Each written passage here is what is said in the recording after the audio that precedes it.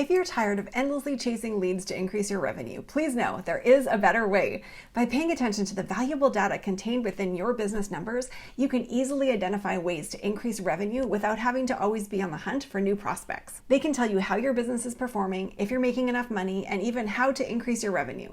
And in this video, I'm sharing 4 different strategies for increasing your revenue by analyzing different business metrics: your retention rate, your average order value, your sales conversion rate, and traffic. Ready? Let's dive in. If you're new here, my name is Kari and I'm a business operations specialist. I help successful businesses with messy metrics clean them up so they can get simple, accurate information from their data to enable them to grow more quickly and more efficiently. The first way to increase your revenue is to increase your retention rate. Did you know that it can cost 5 to 7 times as much to gain a new customer than to keep a current one, depending on which source you ask? So focusing on retaining your existing customers rather than spending more to attract new ones will cost you less money and help to increase your revenue. Your first step is to find out how long customers typically stay with you. If you sell products, take a look at your sales data to find out how many returning customers you have and how often they purchase from you. If you sell ongoing services, check metrics like rebills for subscriptions or memberships and find out how long customers are staying with you over the lifespan of their relationship with you. I also recommend looking at your lifetime value to learn more about your customers' behavior.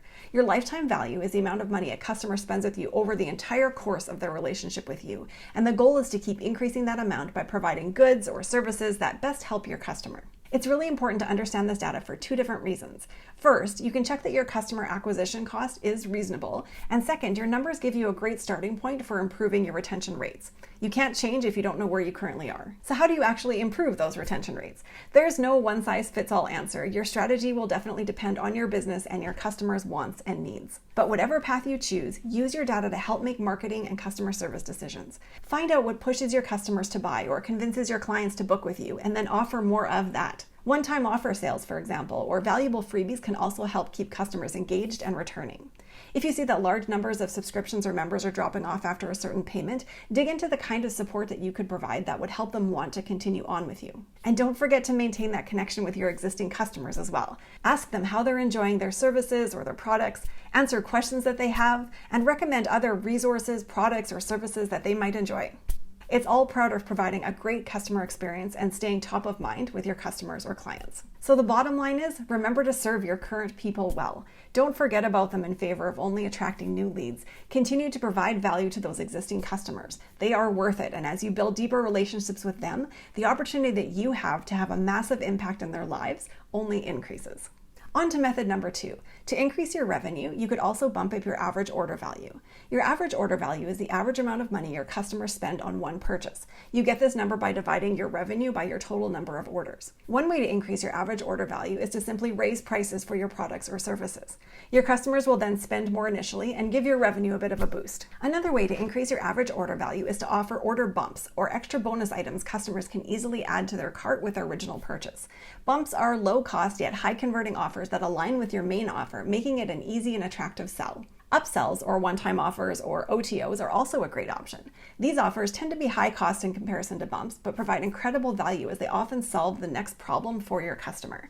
They provide more value than the original purchase and can even be more expensive than the initial item the customer was going to buy. Think of them as an upgrade, since your customer would be spending more on an OTO or upsell than they originally intended. With a combination of bumps and OTOs, you can really ramp up your average order value with some ease, which increases your revenue without you having to bring in brand new customers. So far, we've talked about increasing your retention rate by providing excellent customer service to your existing customers and raising your average order value by getting creative with your prices and the add-on products that you offer. Our third method of increasing your revenue is to increase your sales conversion rates. In order to do that, you have to begin with an understanding of your sales funnel.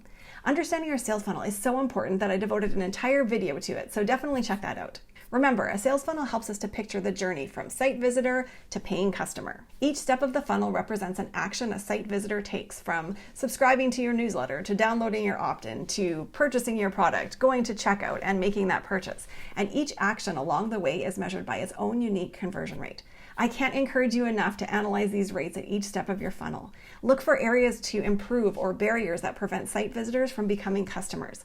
Just like improving your retention rates, there's no one-size-fits-all approach in how to improve this or to make these changes, but based on the data that you find in your sales funnel, some examples might be increasing your site speed to facilitate more time spent on your sales pages. Concentrate on producing content that drives converting traffic to your site, like YouTube videos or Instagram Reels. You could add product reviews that help to encourage people to buy and build that like, know, trust factor.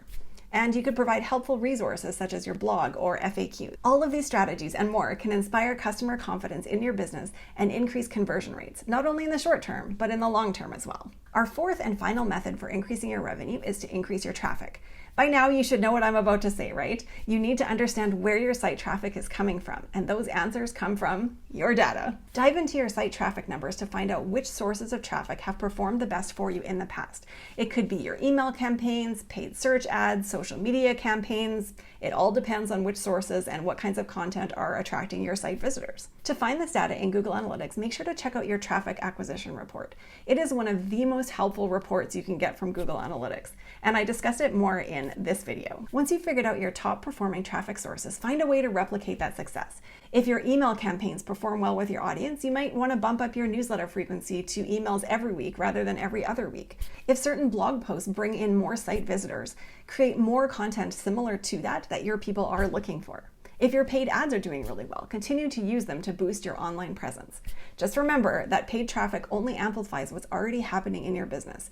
It is very rare that it will fix a business where organic traffic is not converting already. Whichever methods you try for increasing your traffic, make sure to stay consistent. Stick with it so that you can actually see what's working, keep tracking your data, and make tweaks as you go along. And here's one last tip for using these methods. If you're not quite sure where to start and you don't want to be tackling numerous opportunities all at the same time, the issues are easiest to solve in a particular way. I like to think of this order as the customer journey backwards. First, you want to optimize your experience for your current customers. Find ways to increase how much they buy, then focus on your sales conversions, and finally work on site traffic last. You typically want to work on them in this order because you'll see the fastest increases in revenue by focusing on them in that way. When all of these efforts are added up, the changes can have a massive compounding effect on your business. It really is amazing to see. So there you have it, 4 methods for increasing your revenue. Focusing on the experience you provide your current clients and customers with rather than always chasing new and more expensive leads. Raising your average order value by tweaking your prices and providing offers at different price points. Boosting your sales conversion rates by finding areas of improvement of every step in your sales funnel. And increasing your site traffic by pinpointing where visitors are coming from and what drives them to your business. I hope these methods help you to get more comfortable using your numbers to make decisions for your business. If you've tried one or all of these methods for increasing your revenue, how did it go? Drop your thoughts and questions in the comments below. Thank you so much for watching, and I'll see you next time.